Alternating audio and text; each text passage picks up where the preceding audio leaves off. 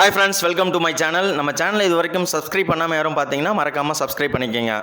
Subscriber ஒருத்தங்க index ஃபண்டுக்கும் இடிஎஃப்க்கும் உள்ள difference என்ன, அது எப்படி ஒர்க் ஆகுது அப்படின்றத டீட்டெயில்டாக ஒரு வீடியோ பண்ணுங்கன்னு சொன்னாங்க. ஸோ அவங்களோட ரெக்வஸ்ட் தொடர்ந்து இன்றைக்கி நாங்கள் வீடியோ பண்ணுறோம். இந்த வீடியோவை ஸ்கிப் பண்ணாமல் லாஸ்ட் வரைக்கும் பாருங்கள். இண்டெக்ஸ் ஃபண்டில் இன்வெஸ்ட் பண்ணுறதா இருந்தாலும் சரி, இடிஎஃப்ல இன்வெஸ்ட் பண்ணுறதாலும் இதை கண்டிப்பாக பாருங்கள், மிஸ் பண்ணாதீங்க. ஸ்டாக் மார்க்கெட்டில் பொதுவாக 3 விதமான ப்ராடர் லார்ஜ் கேப் இண்டிசஸ் இருக்குது. ஒன்று சென்செக்ஸ் 30, நிஃப்டி 50, நிஃப்டி நெக்ஸ்ட் 50 அப்படின்றது இருக்குது. செபியில் கிட்டத்தட்ட 4000+ கம்பெனி ஓவராலாக லிஸ்ட் பண்ணியிருக்காங்க. அதில் மார்க்கெட் கேபிட்டலைசேஷனை பொறுத்து ஃபஸ்ட்டு 100 பிளேஸில் உள்ள கம்பெனி தான் லார்ஜ் கேப் கம்பெனிம்பாங்க. இந்த சென்செக்ஸில் 30 ஸ்டாக்ஸை ட்ராக் பண்ணுறாங்க. நிஃப்டி 50ல் ஃபஸ்ட்டு 50 பிளேஸ்க்குள்ளே இருக்கக்கூடிய லார்ஜ் கேப் கம்பெனி ட்ராக் பண்ணுறாங்க. நிஃப்டி நெக்ஸ்ட் 50ல் 51th பிளேஸ்லேருந்து 100 பிளேஸ்க்குள்ள கம்பெனியை ட்ராக் பண்ணுறாங்க. இந்த கம்பெனி எப்படி செபியானது பிளேஸ் பிரிக்கிறாங்க, ரேங்க் கொடுக்குறாங்க.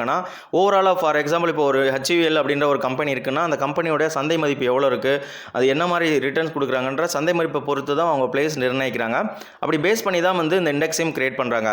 ஸோ இந்த இண்டிசஸை பார்க்குறப்போ லைக் நிஃப்டி 50 இருக்கலாம், நிஃப்டி நெக்ஸ்ட் 50 இருக்கலாம், அதில் இருக்கக்கூடிய ஸ்டாக்ஸ் அப்படியே ரிசம்பிள் பண்ணி தான் இண்டெக்ஸ் ஃபண்டாக இருந்தாலும் சரி, ETF ஆனாலும் கிரியேட் பண்ணுறாங்க. இந்த இண்டெக்ஸ் ஃபண்டை பொதுவாக பார்க்குறப்போ இப்போ சென்செக்ஸ் இண்டெக்ஸ் ஃபண்ட் இருக்கலாம், இல்லை நிஃப்டி இண்டெக்ஸ் ஃபண்ட் இருக்கலாம், இல்லை ICICI நிஃப்டி நெக்ஸ்ட் 50 இருக்கலாம், அப்படின்ற மாதிரி இண்டெக்ஸ் ஃபண்ட் இருக்கும். ETF பார்க்குற இப்போ SBI Nifty 50 ETF, SBI Nifty next 50 ETF அப்படின்ற மாதிரி ETF கிரியேட் பண்ணுவாங்க. பட் அந்த இண்டெக்ஸ் ஃபண்ட்லேயும் ETFலையும் இருக்கக்கூடிய ஸ்டாக்ஸ் எல்லாமே இண்டிசஸில் இருக்கக்கூடிய அந்த 50 ஸ்டாக்காக இருந்தாலும் சரி, இல்லை 30 ஸ்டாக்ஸாக இருந்தாலும் சரி, சேம் ஸ்டாக்ஸ் தான் இருக்கும். பட் வெயிட்டேஜ் தான் 1-2 சிலது மாறும். ஸோ இந்த மாதிரி பேசிவ் ஃபண்டில் நீங்கள் இன்வெஸ்ட் பண்ணுறப்போ உங்களுக்கு ஆகக்கூடிய எக்ஸ்பென்ஸ் ரேஷியோ ரொம்பவே கம்மியாக இருக்கும் ஆக்டிவ்லி மேனேஜ் ஃபண்டை கம்பேர் பண்ணுறப்போ. அதை பற்றியான டீட்டெயில்டாக வீடியோக்குள்ளே போய் பார்ப்போம். வாங்க வீடியோக்குள்ளே போகலாம். ஹோல்டிங் மெத்தடு இண்டெக்ஸ் ஃபண்டை பொறுத்தளவுக்கும் நீங்கள் டிமேட்டில் வச்சுக்கலாம், இல்லை ஆன்லைனில் கூட வச்சுக்கலாம். டிமேட்டில் வச்சுக்கிட்டு இருக்கப்போ உங்களுக்கு டிமெட்டீரியலிஸ்ட் ஃபார்மேட்டில் இருக்கணும்.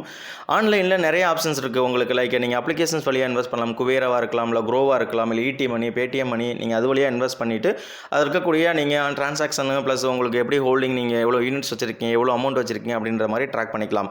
இல்லை எனக்கு அப்ளிகேஷனில் உடன்பாடு இல்லை அப்படின்னா நீங்கள் டேரெக்டாக ஏஎம்ஸை நீங்கள் அப்ரோச் பண்ணிங்கன்னா, மியூச்சுவல் ஃபண்ட் ஹவுஸை நீங்கள் அப்ரோச் பண்ணிங்கன்னா, அவங்களோட பிரான்ச் அக்ராஸ் இந்தியாவில் இருக்குது. நீங்கள் அவங்கள அப்ரோச் பண்ணி ஒரு மியூச்சுவல் ஃபண்ட் ஸ்கீமில் நீங்கள் இண்டெக்ஸ் ஃபண்டில் பண்ணுறப்போ அவங்க உங்களுக்கு ஒரு யூசர் நேம் ஒன்று பாஸ்வேர்டு கொடுத்துருவாங்க. அதை நீங்கள் யூசர் நேம் பாஸ்வேர்டை யூஸ் பண்ணி அவங்களோட வெப்சைட்டில் இருந்து நீங்கள் எவ்வளோ இன்வெஸ்ட் பண்ணியிருக்கீங்க, நீங்கள் சிப் வழியாக இன்வெஸ்ட் பண்ணுறீங்களா, லம்சமாக இன்வெஸ்ட் பண்ணுறீங்களா, உங்களுடைய யூனிட் வேல்யூ எவ்வளோ இருக்குது, ஒரு யூனிட்டோட வேல்யூ என்ன, டோட்டலாக ஓவராலியோட போர்ட்ஃபோலியோ எப்படி இருக்குது அப்படின்றத டீட்டெயில்டாக நீங்கள் அவங்களுடைய வெப்சைட்லேயும் பார்த்துக்கலாம்.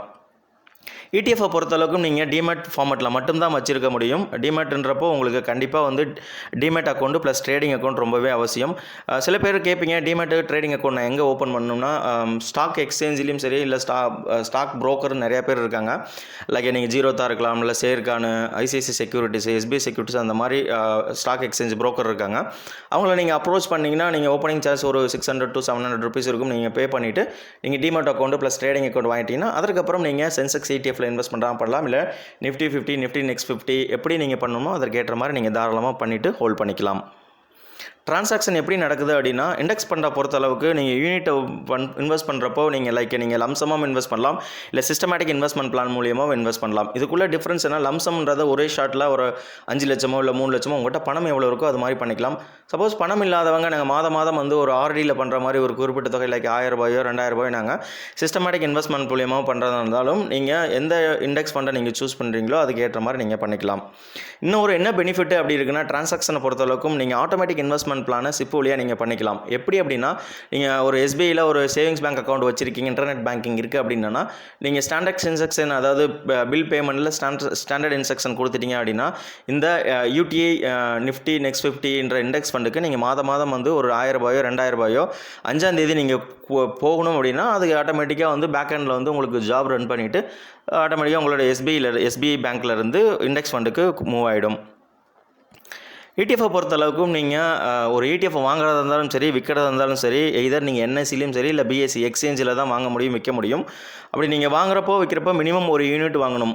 இந்த ETF எப்படி ஒர்க் ஆகுது அப்படின்னு பார்த்தீங்கன்னா, ஒரு கம்பெனியோட ஸ்டாக்ஸ் எப்படி நார்மலாக டெய்லி பேசிஸில் மார்க்கெட் ஓப்பன் ஆனாலும் எப்படி ஒர்க் ஆகுதோ, மார்க்கெட் முடிகிறப்போ என்ன வேல்யூவில் முடியுதோ அதே போல் தான் இந்த ETFம் ஒர்க் ஆகும். பட் ஆனால் உள்ளே பார்த்தீங்கன்னா ETFக்குள்ளே ஒரு 50 ஸ்டாக்ஸ் இல்லை 30 ஸ்டாக்ஸு எந்த இண்டஸ்ட்ரீஸை ட்ராக் பண்ணி அவங்க கிரியேட் பண்ணுறாங்களோ அதுக்கு பேஸ் பண்ணியிருக்கும். இண்டிவிஜுவல் சிங்கிள் ஸ்டாக்ஸுக்கும் இந்த ETFம் அது மாதிரி தான் ஒர்க் ஆகும். சப்போஸ் உங்களுடைய ப்ரோக்கரோட இன்வால்மெண்ட் ரொம்ப அதிகமாக இருக்கும். ஏன்னா நீங்கள் வந்து எக்ஸ்சேஞ்சில் ட்ரேடர் மார்க்கெட்டிங், அதாவது like demat plus trading account use பண்ணி வாங்குறதுனால ப்ரோக்கரோட இன்வால்மெண்ட் ரொம்ப அதிகமாக இருக்கும்.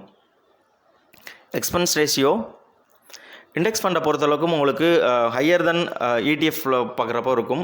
எப்படின்னா இப்போ இண்டெக்ஸ் ஃபண்டில் ஒரு 1.10% இருக்குது அப்படின்னா இடிஎஃப்ல பார்த்தீங்கன்னா ரொம்பவே கம்மியாக இருக்கும். பட் இண்டெக்ஸ் ஃபண்டில் ஆக்டிவ்லி மேனேஜ் ஃபண்டை கம்பேர் பண்ணுறப்போ இண்டெக்ஸ் ஃபண்டில் எக்ஸ்பென்ஸ் ரேஷியோ கம்மியாக இருக்கும். சில ஆக்டிவ்லி மேனேஜ் ஃபண்டில் பார்க்குறப்போ நியர்லி 1.6% இல்லை 2.25% அப்படின்ற மாதிரி வேரி ஆகிட்டு இருக்கும். இண்டெக்ஸ் ஃபண்டில் நியர்லி 1% இல்லை 0.80% அப்படின்ற மாதிரி இருக்கும். இடிஎஃப்ல எக்ஸ்பென்ஸ் ரேஷியோ வந்து ரொம்ப லோயர் தான் பர்சன்டேஜ் இருக்கும். லைக் 0.10 இருக்கலாம், இல்லை 0.20% இருக்கலாம். இந்த மாதிரி எக்ஸ்பென்ஸ் ரேஷியோ இருக்கும். பட் என்ன ஒரு டிமெரிட்ஸ் இருக்குது அப்படின்னா, நீங்கள் இந்த மாதிரி இடிஎஃப் வந்து எக்ஸ்சேஞ்சில் தான் வாங்கி விற்கணும் அப்படின்னு சொல்கிறோம். எக்ஸ்சேஞ்சில் வாங்கி விற்கிறப்போ நீங்கள் டெய்லி பேஸில் வாங்கி விற்றாலும் சரி, இல்லை நீங்கள் எப்போ வைக்கிறீங்களோ அதுக்கு ஒரு ப்ரோக்கரேஜ் சார்ஜஸ் பே பண்ண வேண்டியதாக இருக்கும். அதற்கப்புறம் saturation charges plus administration charges, STD, அது எல்லாமே வந்து பே பண்ணதாக இருக்கும். ஸோ உங்களுக்கு வந்து இந்த இண்டெக்ஸ் ஃபண்டை கம்பேர் பண்ணுறப்போ இடிஎஃப்ல உங்களுக்கு செலவினம் ரொம்ப அதிகமாகவே தான் இருக்கும். நெட் அசட் வேல்யூ எப்படி கால்குலேட் பண்ணுறாங்கன்னு பார்ப்போம்.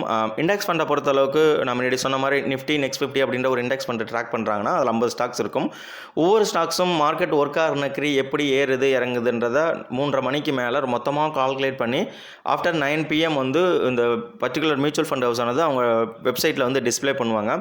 இந்த இண்டெக்ஸ் ஃபண்டோட என்ஏவி வேல்யூ எவ்வளோ ஏறி இருக்கா இறங்கியிருக்கா அப்படின்றத நீங்கள் அங்கேருந்து பார்த்துக்கலாம். இடிஎஃப்ல பார்க்குறப்போ உங்களுக்கு ரியல் டைம் பேசிஸில் ஒர்க் ஆகும். ரியல் டைம் பேசிஸ்லனா அந்த இடிஎஃப் வந்து மார்க்கெட்டில் எப்படி ஏறுதோ இறங்குதோ, மார்க்கெட் ட்ரேடிங் ஹவர்ஸில் எப்படி ஒர்க் ஆகுதோ அதை பேஸ் பண்ணி உங்களுக்கு என்ஏவி வேல்யூ ஆனது ஃபிக்ஸ் பண்ணுவாங்க. ஸோ மார்க்கெட் முடிஞ்சதுக்கப்புறம் அந்த என்ஏவி வேல்யூ வந்து எந்த ஒரு சேஞ்சஸ் இருக்காது. எகைன் நெக்ஸ்ட் டேயில் மார்க்கெட் ஓப்பன் ஆனதுக்கப்புறம் இடிஎஃப்ல சேஞ்சஸ் இருந்தால் அந்த என்ஏவிலையும் உங்களுக்கு சேஞ்சஸ் இருக்கும்.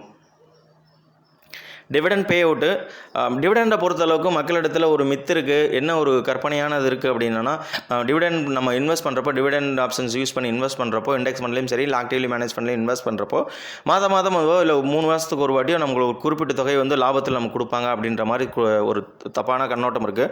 அது முற்றிலும் தவறு. ஏன்னா இண்டெக்ஸ் ஃபண்டை பொறுத்தளவுக்கும் direct plan, dividend plan 2 options இருக்குது. நீங்கள் ஆல்வேஸ் டேரக்ட் பிளானில் போங்க. டிவிடெண்டில் போகிறப்போ என்ன பண்ணுவாங்க அப்படின்னா, நீங்கள் வந்து ஒரு இண்டெக்ஸ் ஃபண்டில் இன்வெஸ்ட் பண்ணுறீங்க அப்படின்னு ஒரு உங்கள்கிட்ட ஒரு 1000 யூனிட் இல்லை 1500 யூனிட் இருக்குது அப்படின்னு பார்த்தீங்கன்னா, அந்த ஒரு யூனிட்டோட விலை 20 ரூபா அப்படின்னு ஃபார் எக்ஸாம்பிளுக்கு நான் சொல்கிறேன். 20 ரூபா இருக்குது அப்படின்னா ஒரு 3 மாதம் கழிச்சு உங்களுக்கு டிவிடெண்ட் போகிறப்போ அந்த என்ஏவி வேல்யூலேருந்து மைனஸ் பண்ணிவிட்டு 25 ரூபா இருந்த ஒரு என்ஏவி வேல்யூவை 24 ரூபா ஆக்கிட்டு அந்த ₹1 ஓவரால் பணத்தில் எடுத்து உங்களுக்கு திரும்பி கொடுத்துருவாங்க. லைக் டிவிடெண்ட் பார்த்தீங்கன்னா ஆட்டோமேட்டிக்லி சப்ஸ்டியூட் பை யூனிட்ஸு. அதனால் வந்து நீங்கள் டிவிடெண்ட் பிளானில் இன்வெஸ்ட் பண்ணாதீங்க. இடிஎஃப் பொறுத்தளவுக்கு நான் முன்னாடி சொல்லியிருக்கேன், ஒரு ஸ்டாக் எப்படி ட்ரேட் ஆகுதோ அதே போல தான் இருக்கும் அப்படின்னா. அப்போ இடிஎஃப்குள்ள இருக்கக்கூடிய ஸ்டாக்ஸுக்கு உங்களுக்கு வந்து டிவிடெண்ட் கொடுக்குறாங்க அப்படின்னா ஆட்டோமேட்டிக்காக உங்களுடைய பேங்க் அக்கௌண்ட்டுக்கு கிரெடிட் ஆகிடும். இல்லை எனக்கு லாங் டேர்முக்கு வந்து இது எனக்கு டிவிடெண்ட் வேணாம், நான் திரும்பி ரீஇன்வெஸ்ட் பண்ணணும் அப்படின்னா இடிஎஃப் பொறுத்தளவுக்கு நீங்கள் மேனுவலாக போய்ட்டு இன்ஸ்ட்ரக்ஷன் கொடுத்தா தான் உங்களுக்கு கிடைக்கக்கூடிய டிவிடெண்டை நீங்கள் திரும்பி வந்து இன்வெஸ்ட் பண்ணிக்கலாம். ஸோ இந்த டிவிடெண்டை பொறுத்தளவுக்கும் நீங்கள் யோசித்து முடிவு எடுத்துக்கோங்க. டேரெக்டில் போகிறீங்களா டிவிடெண்டில் போகிறீங்களா அப்படின்ற மாதிரி. இந்த இடிஎஃப்ல பார்க்குறப்போ உங்களுக்கு வந்து திரும்பி ரீஇன்வெஸ்ட் பண்ணுறதுக்கு ஒரு மேனுவல் ஒர்க் இருக்கும். அதுவும் இல்லாமல் இந்த மாதிரி நீங்கள் சிப் வழியாக நீங்கள் வந்து இந்த மாதிரி இடிஎஃப்ல வந்து கான்ட்ரிபியூட் பண்ண முடியாது.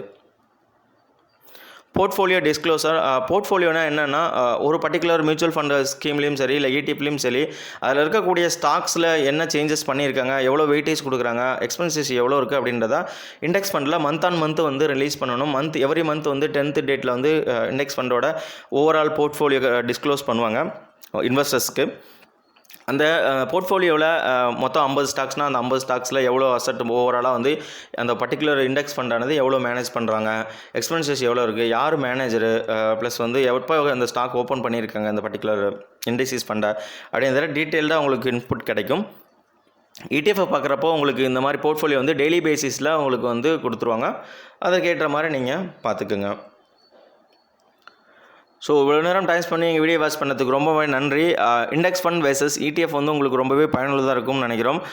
ஒரு சில இண்டெக்ஸ் ஃபண்டில் கொஞ்சம் ப்ளஸ் மைனஸ் இருக்கலாம், இல்லை இடிஎஃப்ல ப்ளஸ் மைனஸ் இருக்கலாம். மேலே சொன்ன பாயிண்ட்ஸ் எல்லாம் ஒரு ரீவிசிட் பண்ணிவிட்டு உங்களுக்கு எது கன்வீனியண்ட்டாக இருக்கும், உங்களுக்கு எது லாங் டேர்முக்கு சூட்டபுளாக இருக்குமோன்றதை பார்த்துக்கிட்டு நீங்கள் தாராளமாக வந்து பாசிவ் இன்வெஸ்ட்மெண்ட்ஸில் இடிஎஃபாக இல்லை இண்டெக்ஸ் ஃபண்டில் நீங்கள் தாராளமாக இன்வெஸ்ட் பண்ணலாம். நன்றி, வணக்கம்.